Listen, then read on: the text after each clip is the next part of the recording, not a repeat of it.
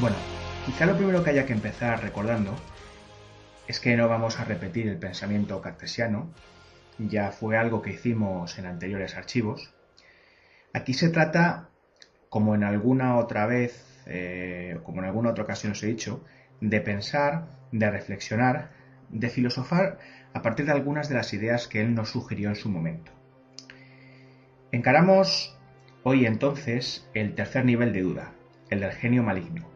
Quizá el más radical, ¿no? El instante en el que la duda cartesiana llega a sus últimas consecuencias. El momento en el que esa red, que es la duda metódica, se va cerrando irremisiblemente y atrapa todo lo que encuentra a su paso. Ya sabéis que Descartes planteó la duda con tal radicalidad que luego, desde un punto de vista filosófico, tuvo muchas dificultades para salir, ¿no?, de esa duda. Recordad el primer nivel de duda, las falacias de los sentidos. Tal vez el mundo no sea como yo lo veo. Hasta ahí sin problemas. Parece muy coherente dudar de los datos de los sentidos. Pero a partir de ese momento la cosa se complica. Segundo nivel de duda. La imposibilidad de distinguir la vigilia del sueño. Ahora ya no solo que el mundo no sea como yo lo veo, sino que además puede que no haya mundo. Estamos en Matrix. Y así, de esta manera, llegamos al tercer nivel de duda, que va a poner en cuestión algo, creo yo, mucho más profundo que todo lo cuestionado hasta ahora.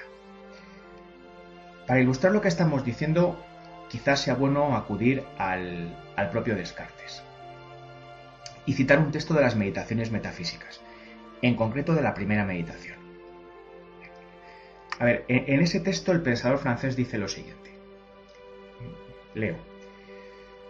Por todo ello, deduciremos quizá, sin errar, que la física, la astronomía, la medicina y todas las demás disciplinas que dependen de la consideración de las cosas son ciertamente dudosas, mientras que la aritmética, la geometría y otras de este tipo que tratan sobre las cosas más simples y absolutamente generales, sin preocuparse de si existen en realidad en la naturaleza o no, poseen algo cierto e indudable, puesto que, ya esté dormido, ya esté despierto, 2 y 3 serán siempre 5, y el cuadrado no tendrá más que 4 lados, y no parece ser posible que unas verdades tan obvias incurran en sospecha de falsedad. No obstante, está grabada en mi mente una antigua idea, a saber, que existe un Dios omnipotente. Pero, ¿cómo puedo saber que Dios no me induce a errar siempre que sumo 2 más 2 o numero los lados de un cuadrado? Supondré, pues, que no un Dios óptimo, fuente de la verdad, sino algún genio maligno de extremado poder e inteligencia, pone todo su empeño en hacerme errar. Permaneceré pues asiduo a esta meditación, y de este modo, aunque no me sea permitido conocer algo verdadero, procuraré al menos con resuelta decisión no dar fe a cosas falsas y evitar que este engañador, por fuerte y listo que sea, pueda inculcarme nada. Claro, después de leer este texto, resulta que tenemos que hacer una reflexión importante, y es que las matemáticas eran hasta ese momento uno de los saberes más fiables y rigurosos para Descartes. Ahí tenemos, sin ir más lejos, el hecho de que su método es de carácter matemático, un método deductivo, que toma a Euclides como referencia. En ese método, recordad cuando lo explicamos, resultaba que a partir de unas verdades primeras y evidentes deducíamos el resto de los conocimientos.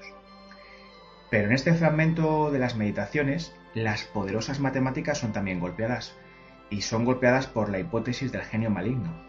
Recordad lo que acabamos de leer. ¿Cómo puedo saber que Dios no me induce a errar siempre que sumo 2 más 2 o numero los lados de un cuadrado? Claro, es evidente que ese Dios es el genio maligno, y parece que tiene el poder o la capacidad suficiente para hacerme errar, para inducirme a error, cuando sumo o valoro los lados de una figura geométrica. Es decir, las matemáticas, en este tercer nivel de duda, dejan de ser intocables. Parece que ya no son ese punto de referencia, esa tabla a la que agarrarse en el mar de la duda.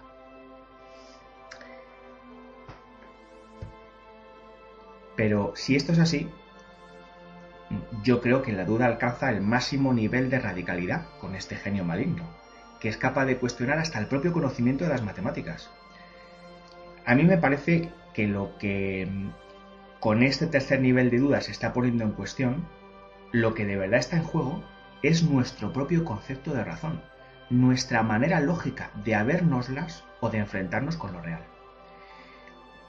Y esto a mí por lo menos me parece mucho más apasionante que todo lo dicho hasta ahora. Más apasionante, pero claro, también más enigmático o incluso amenazador.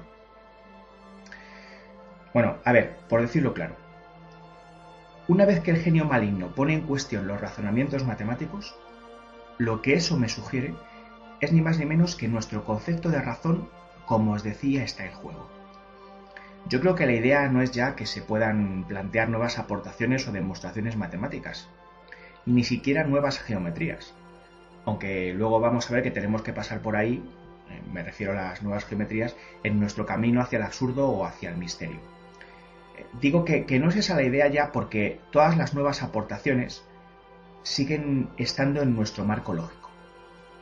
Yo creo que hablamos más bien de un nuevo concepto de razón, de una lógica distinta a la hora de entender la realidad, de algo absolutamente diferente, y que por eso para nosotros puede ser ilógico o absurdo. Así que cuestionamos las matemáticas. Tercer nivel de duda.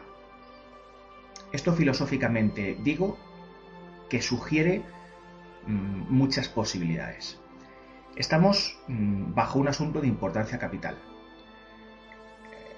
No olvidéis que, al menos convencionalmente, el origen de todo esto, de la ciencia y de la filosofía, estaría relacionado con el paso del mito al logos. Lo hemos visto muchas veces. Logos de lógica. Y claro, ¿no? Y que hace referencia al hecho de que unos cuantos hombres allá en Grecia, y hace ya muchos siglos, entendieron que había que dar otras respuestas a las grandes preguntas. Ya sabéis que eran unas respuestas basadas en la razón, en la lógica, en el logos. En realidad yo pienso que esa es nuestra forma de abordar la realidad. Nuestra conciencia tratando de encontrar o de imponer un orden. Lo que pasa es que, claro, esta distinción conlleva consecuencias y planteamientos absolutamente dispares. No es lo mismo encontrar un orden que imponerlo a la realidad. Pero bueno, si queréis incluso ahora me valen las dos cosas, porque al fin y al cabo de lo que se trataba y de lo que se sigue tratando es de dotar o de encontrar en la realidad un orden y por eso que sea lógico o que tenga un carácter lógico para nosotros. En cierto modo siempre lo hemos hecho. Pitágoras planteó la importancia de las matemáticas para entender verdaderamente la realidad, el universo. Y Platón continuó el trabajo con la teoría de las ideas. En el fondo, la teoría de las ideas era una manera de buscar la razón de ser de lo real, su sentido, su orden, a través de la geometría. Esa idea a mí me viene mucho a la cabeza, ¿no? Es nuestra conciencia tratando de teñir, de posar su subjetividad en la realidad, para dominarla, para detenerla, definirla. La búsqueda de las esencias en filosofía es eso, tratar de echar el lazo a una realidad escurridiza que muchas veces no se deja ni atrapar, ni dominar, ni quizá clasificar por nuestra conciencia. Aristóteles es otro ejemplo. El predominio de la idea de causa va en la misma línea. La idea de encontrar la lógica o la razón que da cuenta de cada acontecimiento, de cada proceso. En una palabra, desde siempre hemos buscado regularidades. Se trataba de romper el capricho divino y sustituirlo por la idea de permanencia, de necesidad. En una palabra, el sometimiento de los fenómenos a leyes. Nos interesa predecir, saber de antemano, siempre queremos estar preparados, claro. Esta idea, bueno, pues llega a su máxima expresión con el mecanicismo de gente como Newton y Laplace. En realidad es que somos así. Tenemos derecho a enfrentar la realidad con ese arma que es nuestra, el orden, el logos, que es la razón. Pero también es verdad que nos damos cuenta de que cada vez nos es más difícil hacerlo. Hoy en día la ciencia nos habla de cosas extrañas para nuestro sentido común. A los que somos filósofos y nos gusta la ciencia pero no tenemos mucha idea de ella, hay muchas cosas que cuando las oímos así de pasada nos sorprenden mucho, ¿no? Hablamos de conceptos como el de mecánica cuántica, por supuesto principio de incertidumbre, teoría del caos, también la teoría de la relatividad, ¿por qué no?, que afirma cosas muy, muy sorprendentes. En conclusión, es que parece que el universo se nos desboca, amenaza con soltarse para siempre de nuestra subjetividad, de nuestra coherencia. Y esto con el paradigma científico actual se ve muy claro. Con el mecanicismo no, el mecanicismo parece que todo estaba controlado, que todo se podía predecir, pero ahora las cosas, pues en fin, son más complicadas. Precisamente por esto que estamos comentando es por lo que a mí particularmente me apasiona tanto lo que Descartes plantea con el genio maligno. Y es que al dinamitar las matemáticas, es como si nuestra razón, nuestra lógica, nuestra forma de ordenar el mundo, es lo que también está empezando a flaquear. Claro, esto es algo difícil de entender, porque nosotros salir de nosotros mismos no podemos. Y otra cosa, nos guste o no, además somos soberbios y nos sentimos siempre protagonistas. Es algo comprensible, por supuesto. Digo que nos sentimos siempre protagonistas cuando intentamos valorar la realidad. La valoramos siempre desde nuestra perspectiva, desde nuestro punto de referencia. Nos atribuimos lugares, posiciones, papeles que a lo mejor en puridad no nos corresponden. Claro, ¿qué pasa luego? Pues que nuestro ego es golpeado una y otra vez con rudeza. En algunas ocasiones a lo largo de la historia ha sido así. Si recordáis, primero resultó que no estábamos en el centro del universo. Copérnico. Bien. Luego, tampoco éramos tan distintos a los demás seres como podríamos pensar. Darwin. Esos han sido dos de los golpes más importantes que hemos recibido, ¿no? Pero claro, nos cuesta no sentirnos los actores principales de esta película. Y como os digo, es normal, tenemos derecho. ¿Cuál es el problema? Que como eso nos define, como ese afán de protagonismo nos hace ser como somos, pues al mismo tiempo nos impide tomar distancia acerca de la realidad y definirla o valorarla desde otras perspectivas. Este afán que tenemos de protagonismo, de ver las cosas pues siempre un poco tomándonos a nosotros como punto de referencia, también lo encontramos en la ciencia actual, y eso que, como os decía, cada vez nos pone las cosas más difíciles. En concreto me refiero ahora al concepto de entropía. El concepto de entropía que parece justamente surgido para luchar contra ese otro que de alguna manera es el gran enemigo de nuestra especie, la entropía. La entropía, que sabéis que marca el desorden al que parece tender el universo, que es en realidad lo que nos gusta.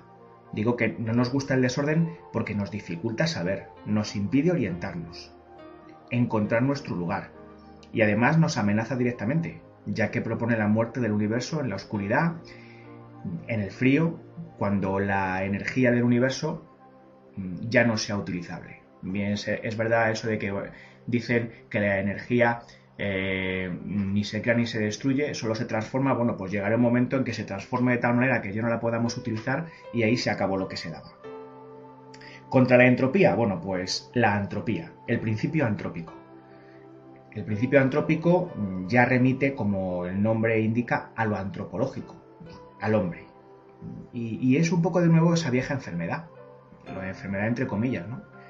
Esa enfermedad nunca curada del todo y que vuelve a ponernos o a proponernos una y otra vez como protagonistas del guión a la hora de valorar, de entender la realidad.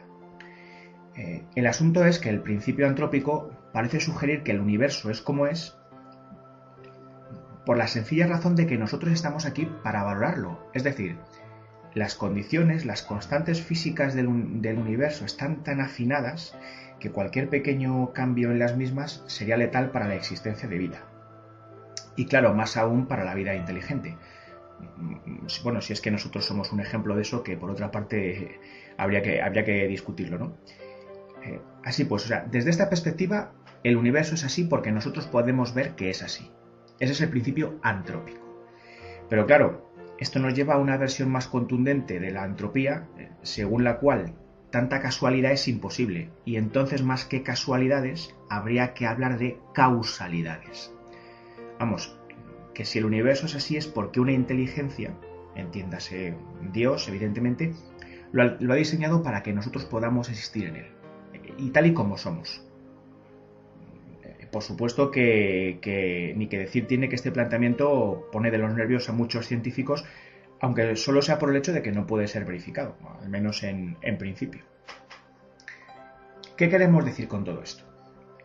Lo que queremos decir es que nuestro afán lógico, nuestro protagonismo, nuestro monopolio a la hora de interpretar lo real, principio antrópico incluido, es un poco lo que parece saltar por los aires, digo, ese protagonismo, esa importancia de nuestra razón, digo que es lo que parece saltar por los aires cuando el genio maligno noquea las matemáticas, a la geometría, a la aritmética, de la que Platón decía, por cierto, que era necesario saber para entrar en su academia. Y sabéis que así lo expresaba en el pórtico que daba entrada a la misma. Por cierto, que mucho más recientemente otros físicos, como por ejemplo Paul Dirac, ya han afirmado que las leyes físicas deben tener la simplicidad y las bellezas de las matemáticas. Como veis, las matemáticas son un punto de referencia cuando nosotros intentamos enfrentarnos con eso que llamamos universo, realidad o como queráis. Bueno, como decía, el genio maligno está ahí y las matemáticas, nuestra razón es lo golpeado por Descartes, quizá yo creo que sin intención, en ese tercer nivel de la duda metódica. Digo sin intención porque la duda es metódica, se supone que es un instrumento del método, que no es una duda para abocarnos realmente al escepticismo. Pero sí que es verdad que se pone contra las cuerdas el orden, nuestro logos, lo racional, y de ahí, claro, pues surge otra cosa. Puede surgir la posibilidad de otra concepción de las cosas, del mundo, de aquello a lo que nos enfrentamos, de la realidad. Creo que merece la pena considerar que este tercer nivel de duda no remite a otro paradigma científico. Pensémoslo bien. O sea, no estamos hablando de otra concepción de la ciencia, creo yo. A lo largo de la historia hemos asistido al predominio de distintos paradigmas científicos. El greco-medieval, con Aristóteles como punto de referencia. El mecanicista, que entendía el universo como una máquina donde todo estaba previsto de antemano. Y ahora el paradigma de la ciencia contemporánea. Lo que pasa es que todos estos modelos científicos eran y son, permitidme la expresión, hijos nuestros. O sea, hijos de nuestro raciocinio, de nuestra lógica. El problema está en que el genio maligno nos pone ante un desafío mayor. Un desafío que consiste en contemplar la posibilidad de una nueva manera de saber. Y además de naturaleza absolutamente incomprensible para nosotros. Una manera de entender, de conocer, que se basaría en principios y factores a los que no encontraríamos sentido. Es difícil comunicar esta idea, claro, es difícil porque nosotros tenemos las armas que tenemos y es muy difícil salir de nosotros mismos, que en el fondo es el gran problema de la filosofía y un poco de la vida. Ser capaz, tanto en el conocimiento, en la moral, en cualquier aspecto, salir un poco de nosotros mismos e intentar ser objetivos. Eso es muy complicado, ¿no? Muy complicado. En cualquier caso, lo cierto es que resulta curioso. Pero la actual concepción de la ciencia, que paradójicamente y como no puede ser de otra manera es fruto de nuestra razón, parece llevarnos, como la duda de Descartes, hacia el desafío del genio maligno.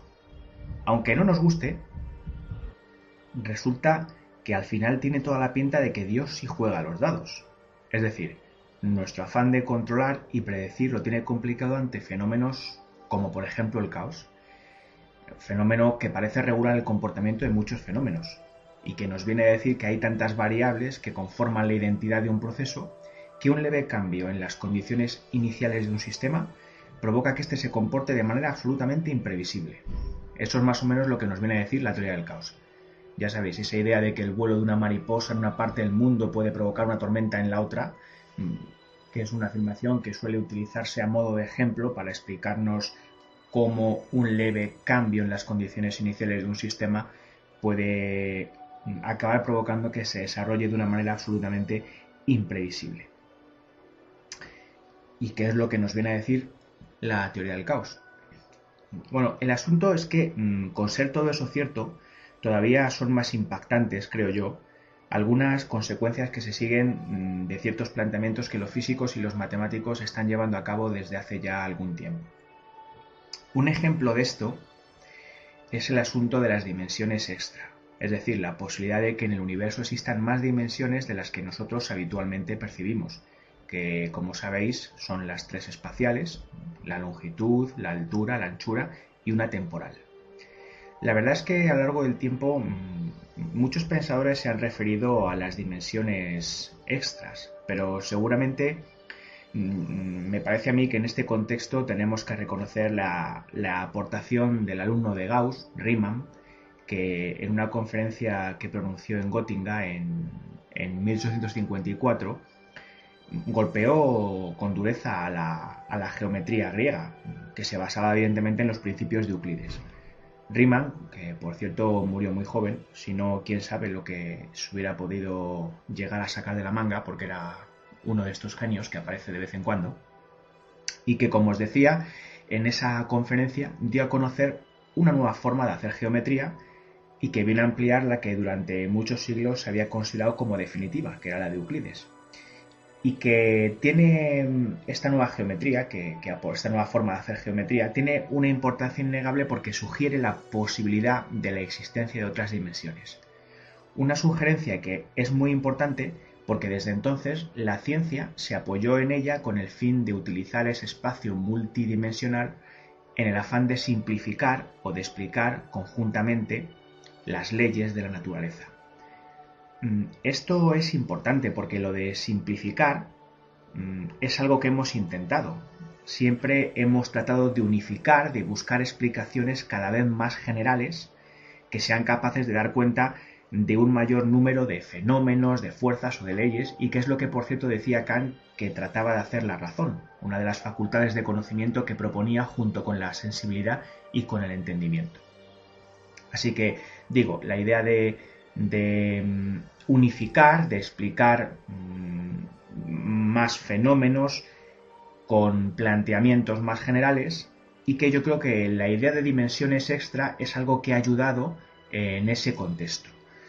Uno de los que anduvo bastante vivo, creo yo, para ver las posibilidades que la geometría de Riemann ofertaba fue Theodor Kaluza.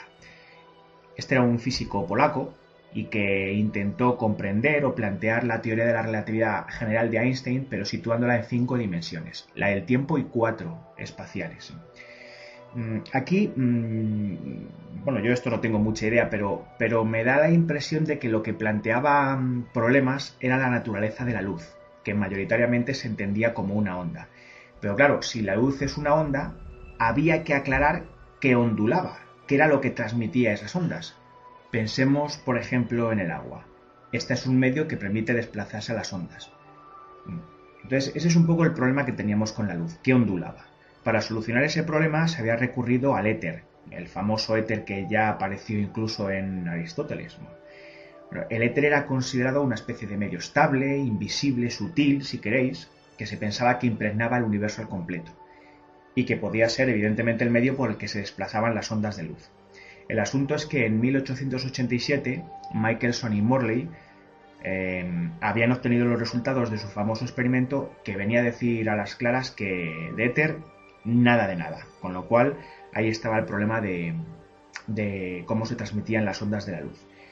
Lo relevante del planteamiento de Kaluza es que daba una respuesta a este problema, ya que su idea venía a proponer que la luz responde a ondulaciones producidas en la quinta dimensión, en una dimensión más alta. Michio Kaku, que es un gran físico y un gran divulgador de estos temas, nos pone un ejemplo interesante para tratar de visualizar, de hacernos una idea de este asunto. Michio Kaku nos pide que imaginemos un estanque poco profundo en el que nadan unos peces. Sus ojos apuntan de lado y, al ser el estanque poco profundo, solo pueden desplazarse hacia adelante o hacia atrás, y a la izquierda y a la derecha. Resulta que ellos no podrían entender la tercera dimensión, que sería hacia arriba. Pero imaginemos que hay una tormenta y empieza a llover con fuerza. Al caer las gotas en el estanque, el agua provoca ondulaciones en la superficie. Pues bien, la idea es que los peces no pueden ver las ondas, pero sí la sombra que ellas provocan. Análogamente, pues Theodor Kaluza, explicaba a la luz como esas ondas que se desplazaban en una dimensión más alta. Claro, la cuestión es que enseguida nosotros, con nuestro sentido común habitual y nuestra lógica un poco más de andar por casa, si queréis, nos planteamos por qué no podemos ver esas otras dimensiones, si es que existen. Bueno, Kaluza afirmó que deben estar fuertemente enrolladas sobre sí mismas. Recurramos a otra imagen para verlo. Imaginemos un folio, una hoja de papel, tiene dos dimensiones. Si nosotros enrollamos la hoja de papel, tenemos un cilindro.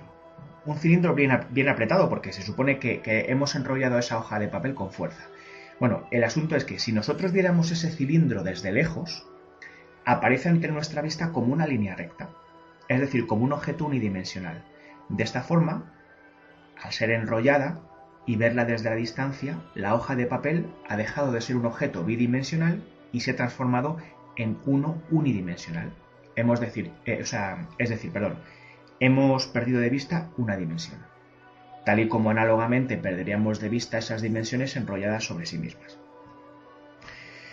La verdad es que este asunto de las dimensiones extra nos pone en cierto modo ante el desafío, creo yo, del genio maligno, ya que en esas dimensiones, bueno, si es que realmente existen, puede haber cosas o pueden pasar cosas, si queréis, que no tengan mucho que ver con nuestra lógica y nuestra forma de entender el mundo.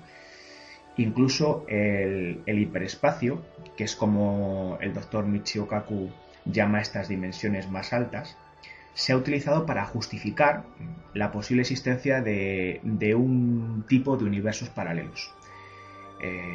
El propio físico americano, Kaku, viene a decir en uno de sus magníficos libros, que precisamente se titula así, Hiperespacio, que el planteamiento de Riemann, que fue el que dio aquella famosa conferencia en la que puso en jaque a la geometría de Euclides, bueno, pues que el planteamiento de Riemann abriría la puerta a esa posibilidad de plantear otros mundos, ¿no?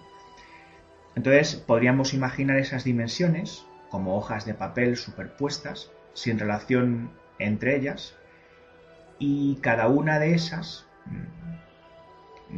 dimensiones podría significar un universo con sus propias leyes físicas y con sus aspectos incomprensibles y absurdos para cada uno de nosotros. Hay una cosa que es importante y que deberíamos pensar. A raíz de estos planteamientos, lo que ocurre es que ya no estamos ante hipótesis que se falsan para ser sustituidas por otras, tal y como pasó en su momento con la idea de que la Tierra estaba en el centro del universo. Ahora estamos ante algo mucho más serio, más grave, incluso más asombroso. Porque estamos ante la posibilidad de que en la realidad haya cosas que ni siquiera podemos abordar con nuestro equipaje categorial. Es decir, que no podemos abordar con nuestros conceptos, con nuestra forma de entender lo real. Y eso nos pone ante la crisis absoluta de nuestra razón, de nuestra coherencia y de nuestra forma lógica de ver las cosas. Sin embargo, esta primera posibilidad, que nos remite a mundos extraños, no es más que parte del problema. Y en cierto modo estamos empezando. Porque desde la segunda mitad del siglo XX y ayudados por las nuevas tecnologías estas que tenemos ahora, por ejemplo los aceleradores de partículas, resulta que los físicos empezaron a encontrar una gran cantidad de partículas subatómicas con las que no sabían muy bien qué hacer, ¿no? Las fueron agrupando a esas partículas subatómicas que se encontraron cuando cuando rompían los átomos en los aceleradores de partículas. Bueno, todas esas partículas las fueron agrupando, como os digo, en una teoría que convencionalmente se denomina modelo estándar. ¿Cuál es el problema? Bueno, el problema es que los físicos, y yo creo que un poco en esto se parecen a los presocráticos, con la idea del arjé de la physis, que buscaban con sus planteamientos unificar, encontrar esa primera sustancia que daba origen a todo lo que existe, pues los físicos también intentan plantear una teoría que sea capaz de integrar y dar solución en su marco a todos los aspectos de la física como partes o manifestaciones de lo mismo. Si recordáis, cuando nosotros hablamos en su día de Aristóteles, vimos que distinguía dos ámbitos bien diferenciados en el universo. Por una parte está el mundo sublunar, la Tierra, con todo lo que en ella habita, el mundo que estaba constituido de los 4 elementos, aire, agua, tierra y fuego, y por otra parte está el mundo supralunar, hecho de ese famoso éter y donde los astros giraban con el movimiento perfecto que era el movimiento circular. Claro, la cosa es que según Aristóteles, cada uno de esos ámbitos tenía sus propias leyes y que poco tenían que ver las unas con las otras. Pero cuando llega el paradigma mecanicista, las cosas cambian. Y el afán de unificar, recordad que ya lo hemos dicho hace unos minutos, el afán de unificar siempre está ahí. Y el paradigma mecanicista culmina con un genio que es Newton. Y Newton, con la ley de la gravitación universal, unifica esos dos mundos, es decir, las leyes de la Tierra con las del universo. Ya no hay dos tipos de leyes, sino que es el mismo tipo de leyes para toda la realidad.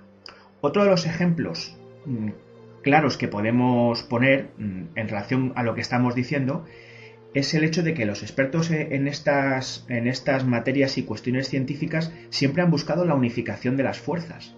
Ahí tenemos, por ejemplo, la unificación de la electricidad con el magnetismo, el electromagnetismo, que realizó Maxwell allá por 1860.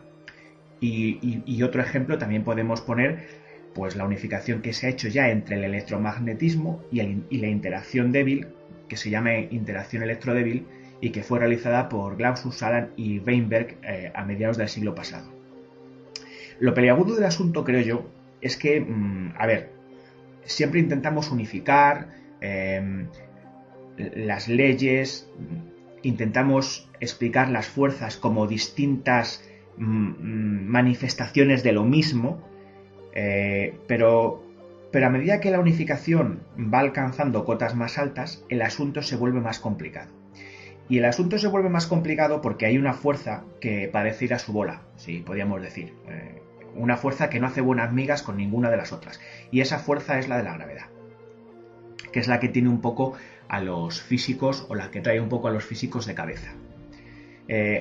A grandes rasgos, y resumiendo, por supuesto ya sabéis que aquí no podemos entrar en profundidades, además nosotros somos un público más bien filosófico, que tenemos que valorar estas cosas desde una perspectiva, bueno, pues muy divulgativa. No se trata, como ya os he dicho, de entrar en profundidades de ningún tipo.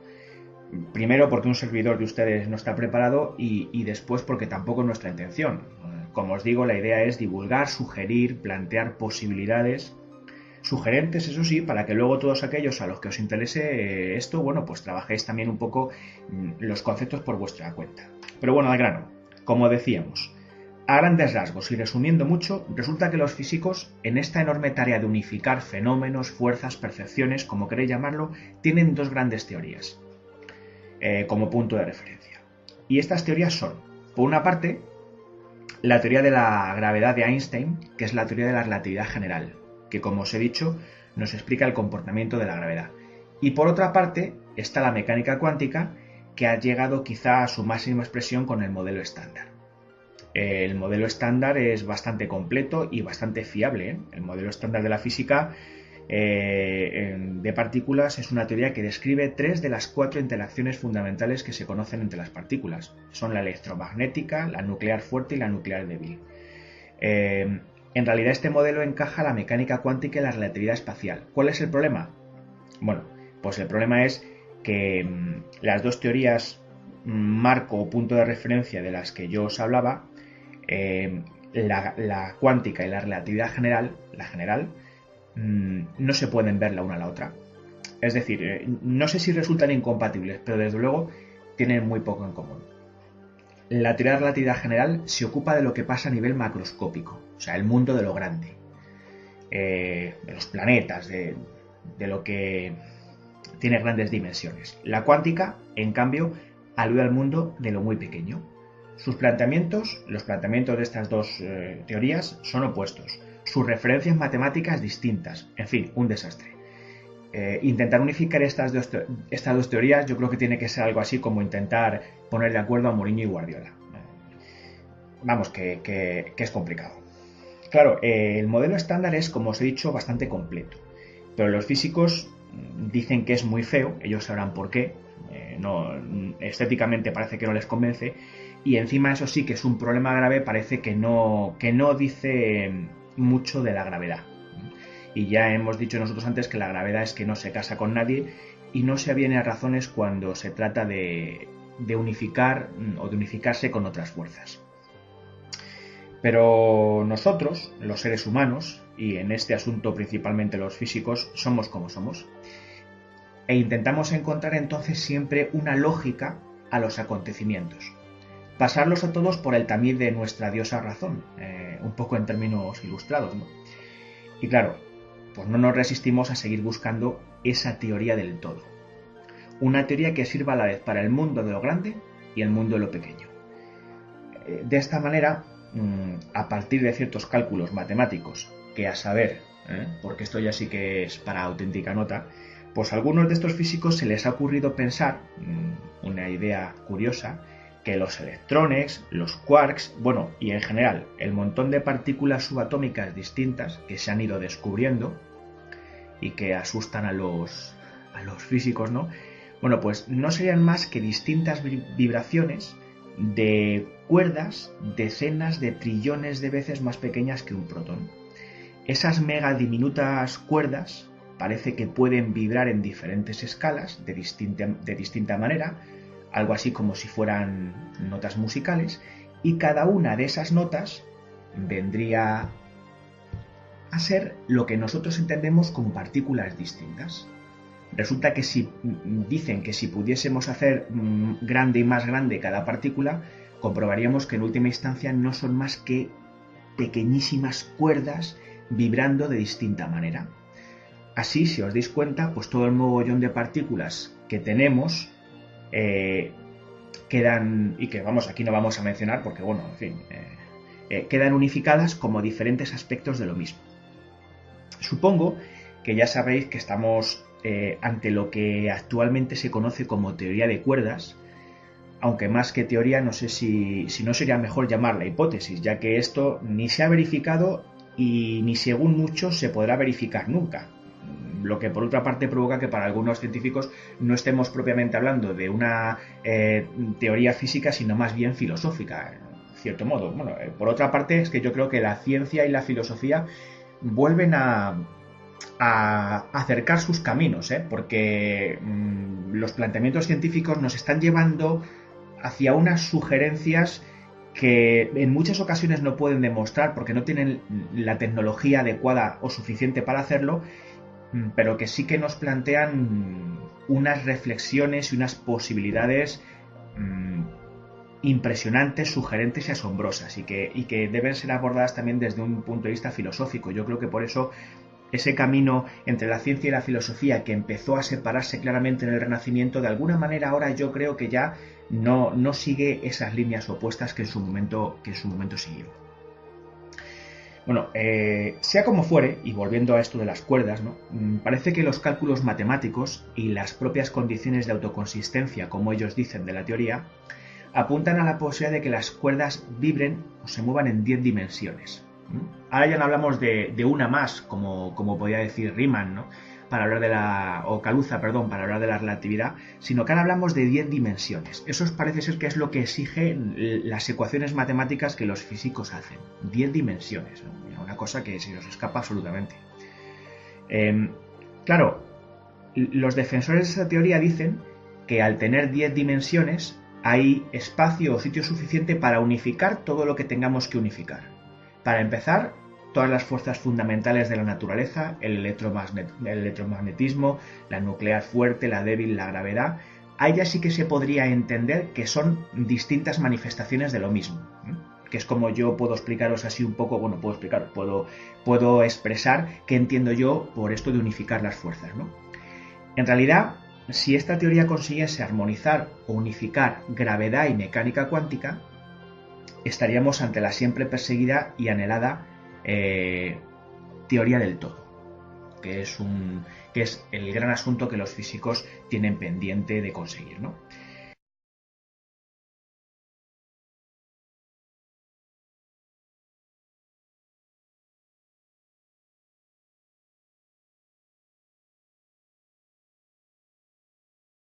Euclides como referencia. En ese método, recordad cuando lo explicamos, resultaba que a partir de unas verdades primeras y evidentes deducíamos el resto de los conocimientos. Pero en este fragmento de las meditaciones, las poderosas matemáticas son también golpeadas, y son golpeadas por la hipótesis del genio maligno. Recordad lo que acabamos de leer. ¿Cómo puedo saber que Dios no me induce a errar siempre que sumo 2 más 2 o numero los lados de un cuadrado? Claro, es evidente que ese Dios es el genio maligno, y parece que tiene el poder o la capacidad suficiente para hacerme errar, para inducirme a error, cuando sumo o valoro los lados de una figura geométrica. Es decir, las matemáticas, en este tercer nivel de duda, dejan de ser intocables. Parece que ya no son ese punto de referencia, esa tabla a la que agarrarse en el mar de la duda.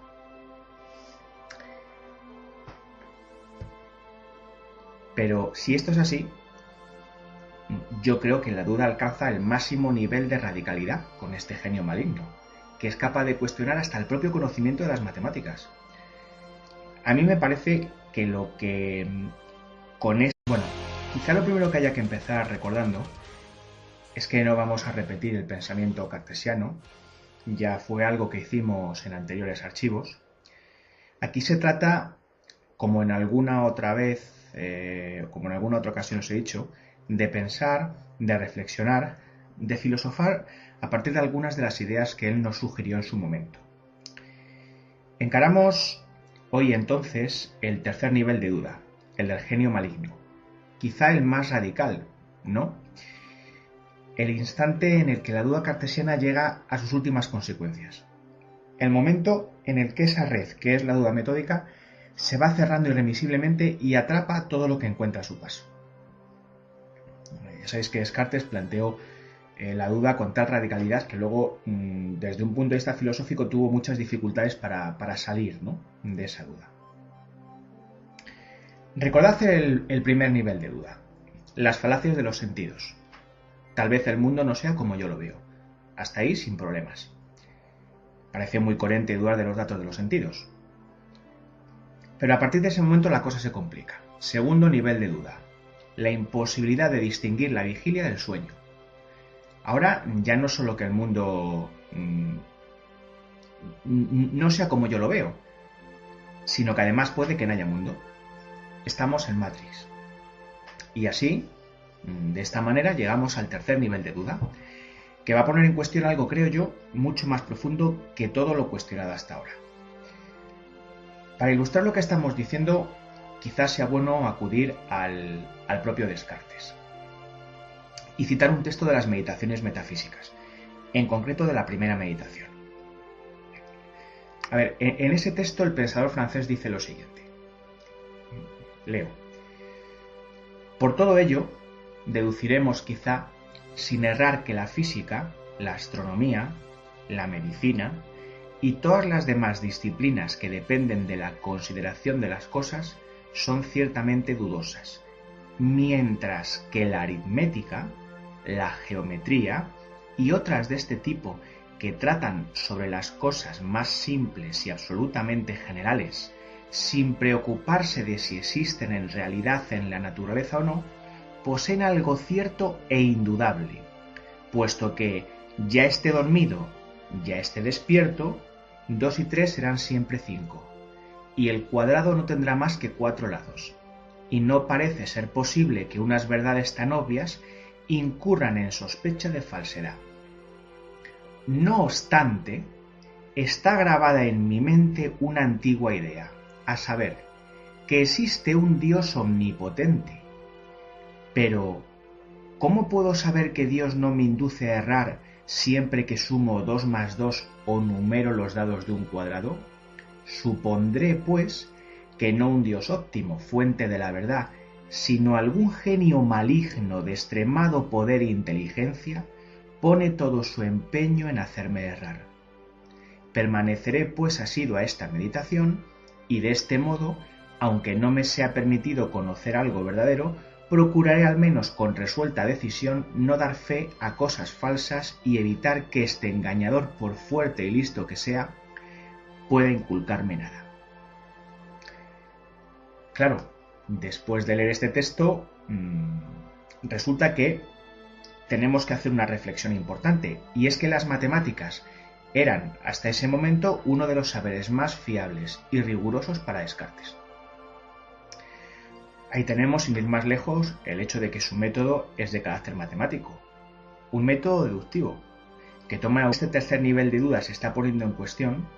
Lo que de verdad está en juego es nuestro propio concepto de razón, nuestra manera lógica de habérnoslas o de enfrentarnos con lo real. Y esto a mí por lo menos me parece mucho más apasionante que todo lo dicho hasta ahora. Más apasionante, pero claro, también más enigmático o incluso amenazador. Bueno, a ver, por decirlo claro. Una vez que el genio maligno pone en cuestión los razonamientos matemáticos, lo que eso me sugiere es ni más ni menos que nuestro concepto de razón, como os decía, está en juego. Yo creo que la idea no es ya que se puedan plantear nuevas aportaciones o demostraciones matemáticas, ni siquiera nuevas geometrías, aunque luego vamos a ver que tenemos que pasar por ahí, me refiero a las nuevas geometrías, en nuestro camino hacia el absurdo o hacia el misterio. Digo que no es esa la idea ya porque todas las nuevas aportaciones siguen estando en nuestro marco lógico. Yo creo que hablamos más bien de un nuevo concepto de razón, de una lógica distinta a la hora de entender la realidad, de algo absolutamente diferente, y que por eso para nosotros puede ser ilógico o absurdo. Así que cuestionamos las matemáticas.